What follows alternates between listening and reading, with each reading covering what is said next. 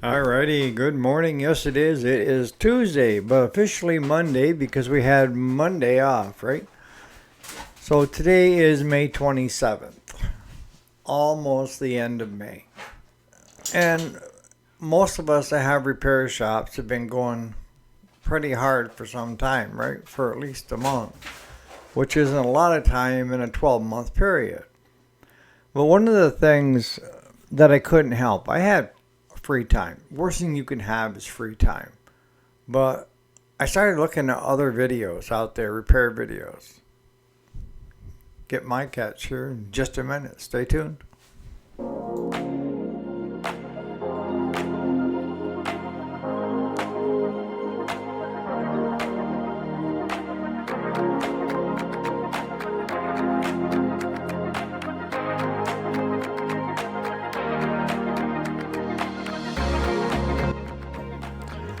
Alrighty, welcome back to the channel. And yes, my name is Eric, and yes, this is the weekday. Today is Tuesday, but we're going to officially call it another Monday since it's the beginning of the work week, with most people having yesterday off.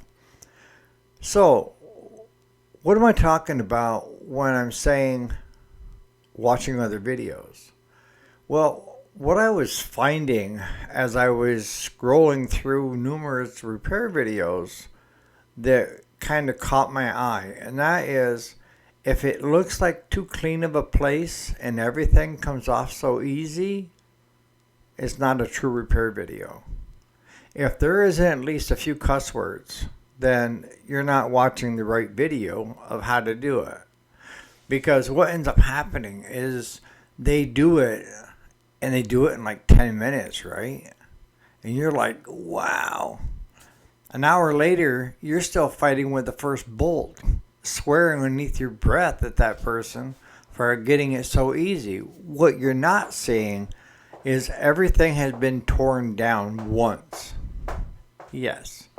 They've tore it down, they've cleaned it up. I mean, I've seen brand new looking machines in the videos, and I'm like, for real? I mean, if your hands aren't dirty and your clothes aren't dirty by the end of the day, there's probably something wrong, unless you're just a clean freak. And I'm not saying because we do, before we do too much repairs on anything, we grab the pressure washer and get it cleaned off the best that we can. But in saying that, it doesn't look brand new. So when you're watching these repair videos, keep in mind that they're doing the video to show you how to do it. But in the end, they're doing it all wrong, because the parts that you need to see are the smashed fingers, see the band-aid, the hammering with a hammer, the busted tools. The bolt breaks off inside the shaft and they're drilling it out. I mean, they don't show those things, yet you're the one that encounters them. I've seen where taking off a pulley and they've got a bolt holding the pulley and it's got a keyway, and they take the bolt out real easy with just a hand wrench without even doubling the wrenches up. And I'm like, wow. That looks really easy, but I've done that before. And I've had half-inch drive breaker bars on those with a cheater pipe and try to break them free and still not budge until we applied heat. They didn't show those parts, because nothing ever comes easy. Because once you get the freaking bolt out, what's next? Well, that pulley just does not want to come out. So you're sitting there hitting it with PB blaster, trying to get it so that the stuff does its work of getting in there, and you're left with putting a puller on it. Well, that guy in the video never used a puller. I bet you he did on the first teardown, and then cleaned everything up and then just set things back on. And that's why it's so frustrating for your do-it-yourselfers at home, because they watch these videos, you watch these videos, and you're wondering, how come it's coming so hard for me and not them?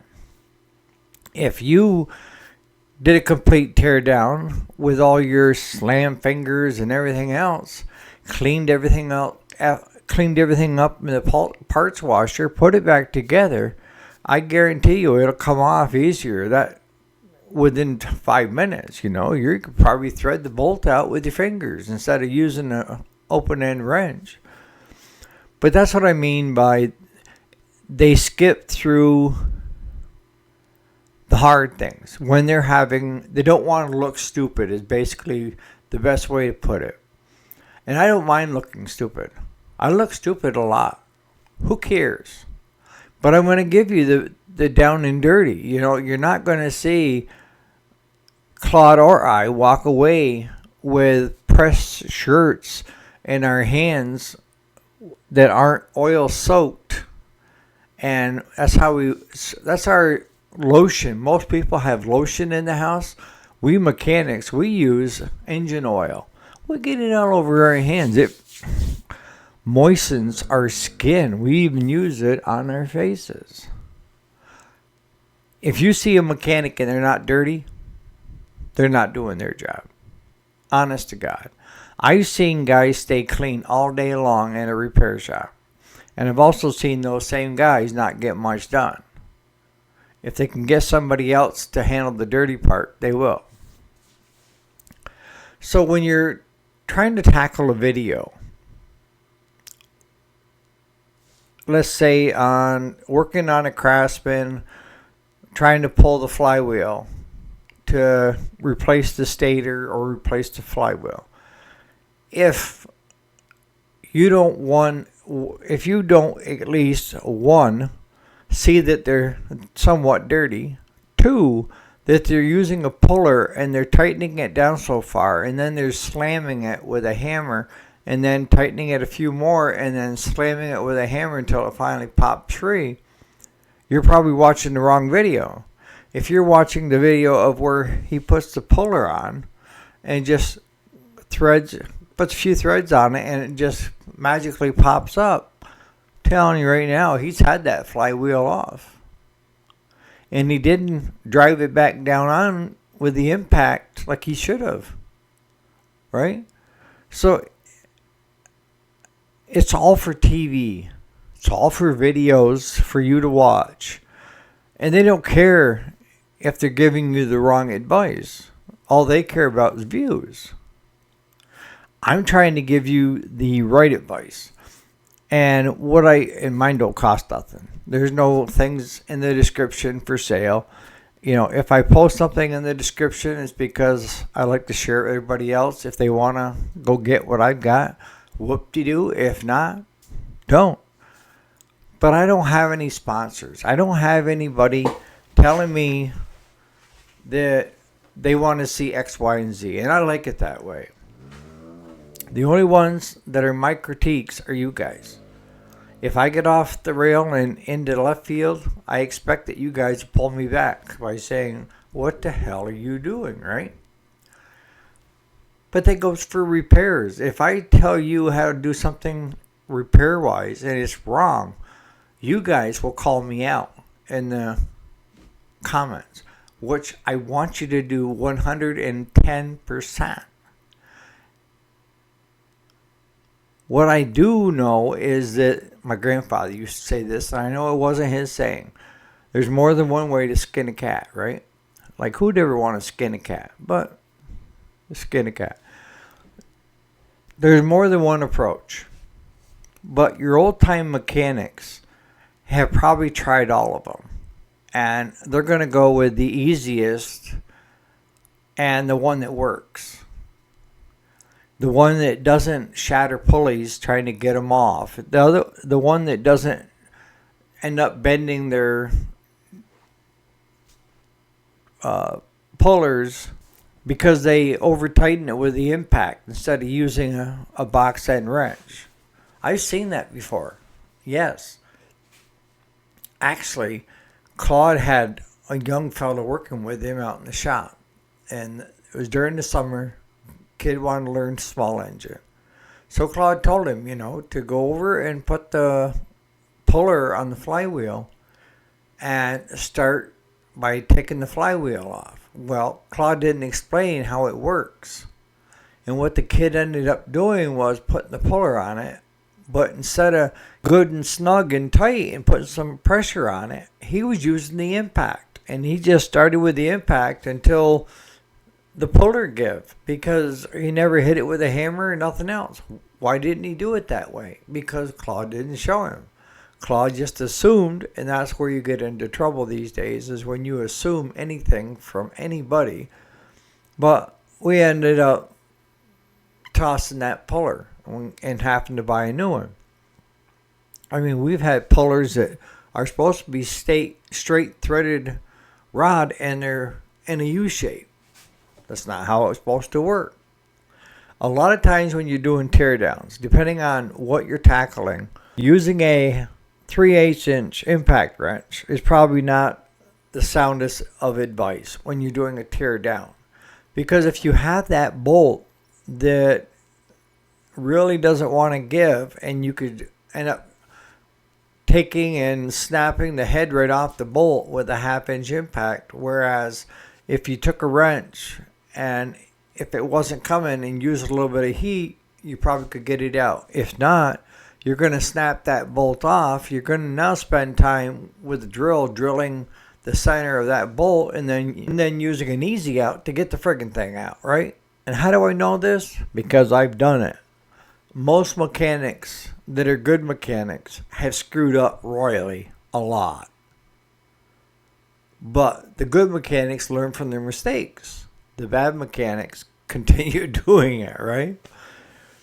But what do you think about the videos that you're seeing out there? I know don't get me wrong. There are some really good YouTubers that are giving good information, good how-tos. I'm not going to say that there's not. But any Tom, Dick, and Harry, including myself, can do a video on whatever it happens to be and say I'm a professional, a trained professional, or I'm not. I've never said that I was a mechanic, and I'll never admit to being a mechanic. I'm the type of person that knows just enough to get myself into trouble for Claude to bail me out. That's easiest way to put it. And with my cognitive of remembering stuff, makes it even harder. So I have to just keep redoing it in my head of how to do it so that it sticks. So just keep that in mind. If you're watching a repair video of how to fix something, understand that they're leaving probably most of the hard parts out, where the torch had to come out, where they had the pullers out, where they had the impacts, If you know that going in, that they're just going to make it a lot of fluff, you're probably going to search around until you find one. If some old scruffy Australian, there's one Australian that I love, and he does tractor repair, and he's a down dirty.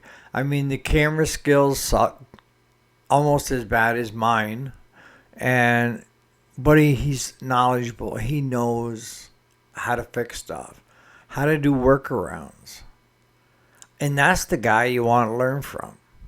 You can come out book smart from schools and all the other stuff, but I'll match you up against any of the mechanics that I know that have been doing it for 20, 30 years and see who comes out ahead. In small engine, it hasn't got to the tech side too much, where you younger guys would have the upper hand. And it's already in the automotive, where if you don't understand IT and you don't understand software and diagnosing, a car, truck, what have you, you're going to kind of be left in the dust. So you have to continually learn. When you stop learning, that's when you should hang it up, to be honest with you. Or just dabble like Claude. He doesn't want to get into the stuff where the computers and all that stuff. He's content in doing what we do. We do a good job of it because our name is on it when it gets stamped and it goes out that door. If it works out well, we did our job. If it didn't, then we failed somewhere. Something failed in how we did it. There's something was missed if it doesn't work out, I guess is what I'm saying. So in the comments, tell me what you're thinking. Because I know most of you guys search around and look at other videos. I mean, my forte, I've said this before, is I don't want to be like everybody else. I don't want to be like Mike. I want to be like Eric, and not that I'm important or that I feel I'm the most important person on this earth. I don't. I want to do it my way. And if my way says nobody wants to watch, sucks to be me, right? But I want it to be, here are my things that go into my head. One, I want it laid back. I want a coffee cup in the morning with my best friends having coffee and swapping repair scenarios and stuff of what we tried, what didn't work and why didn't it work. So I want that coming in. And most times I have the videos out by 7 o'clock in the morning. So if you're an early riser, some of them come out, like this one today will be out early, around 4 o'clock in the morning, because right now it's around 10 after 2, quarter after 2. So I want it laid back amongst friends. I want it so that it's real. I'm not going to do a bunch of redos and takes and this and that trying to make it perfect. Because I think that any one of you out there that is a mechanic, if you see me do it perfect, you're going to say, he's just fluffing us. And that's my term, is fluffing people. It's when you're not showing the actual repair and what goes into it. Excuse me.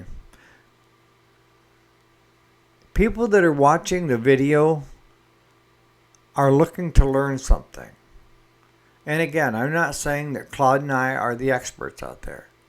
But the best thing about this channel is that you can come and you can ask a question as long as it's a good question. A good question is if you're having problems with something and you're trying to figure it out. A not so good question would be like I asked this morning on Facebook, is it uncommon for somebody to eat a half a watermelon in one sitting? And then I said, asking for a friend. I got response right off the bat of, no, it's fine that your friend had eaten half the watermelon because most of it's water. But that would be like a repair video of asking and telling people stupid stuff. The other thing, I try to keep it informal. I try to make it knowledgeable so that you learn something, even if it's what not to do. I try to show you everything, not just the easy parts. If we're having an issue trying to get something off, I want you to know how we did it to get it off. It's just like you that's asking about the 820 and the hydraulic pump. It's because you have good questions. You want to know if we reuse the bolts to put the pump on. Absolutely not, because the bolts are too big to go through the aftermarket pump. And the first one, we tried taking a drill bit and reaming it, and we ended up destroying it. So that cost me another $400.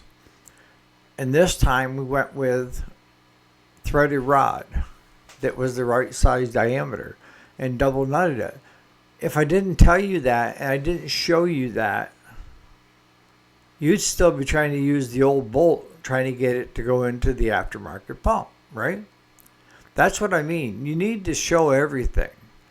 And the other thing that we did that you're going to see in the video here shortly, I keep telling Claude we need to get it done, is the pipe for the return side of the, because your hydraulic pump, you have the power steering pump part of it, but it's ahead of it. And then you have your hydraulic pump, but it's all one unit, all right? And you have two returns. You have the pressure side and you have the return side. The return side doesn't have a lot of pressure on it. It's returning back to the filter into the system to be pushed out on the pressure side again. That has to be cut and adjusted to the right size. You bolt it up, get it where it's everything is perfect, cut it, and then solder the whole thing. Now, if you didn't see that, or you didn't see where the part was soldered, it cut and soldered, you'd be left scratching your head. That's what I mean when I say you can't leave out things in the procedure. Everything doesn't work perfectly. And you as a mechanic, if you can do workarounds, then you're golden.